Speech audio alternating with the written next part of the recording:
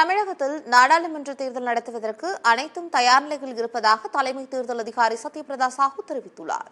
சென்னை தலைமைச் செயலகத்தில் தலைமை தேர்தல் அதிகாரி சத்யபிரதா சாஹூ தலைமையில் அனைத்து மாவட்ட காவல் கண்காணிப்பாளர்களுடன் ஆலோசனை கூட்டம் நடைபெற்றது.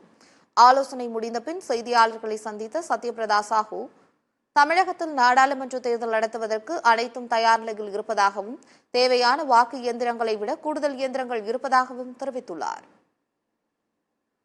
கமிஷன் ஆஃப் இந்தியாவிலேருந்து டெப்டி எலெக்ஷன் கமிஷனர் திரு அஜய் வாது இங்கே வந்திருந்தாங்க. நேற்றுவே வந்திருந்தாங்க.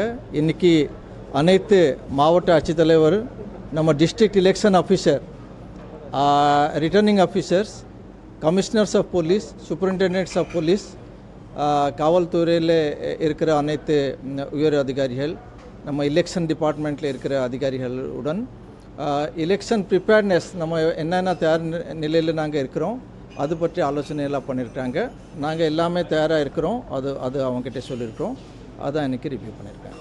சார், இப்போது தேர்தல் நடத்துறதுக்கு தேவையான மின்னணு வாக்குப்பதிவு இயந்திரங்கள்லாம் தயார் நிலையில் இருந்திருக்குன்னு முன்னாடி நம்ம சொல்லியிருந்தோம். ஆமாம். எவ்வளோ பெட்டிகள் பயன்படுத்த போகிறோம்? ஜென்ரலாக நமக்கு ஒரு எஸ்ஓபியில் கிட்டத்தட்ட 130% நமக்கு 100 தேவை இருக்கனாக்கா இன்னொரு 25-30% நம்ம அதிகம் வச்சுருக்கோம்.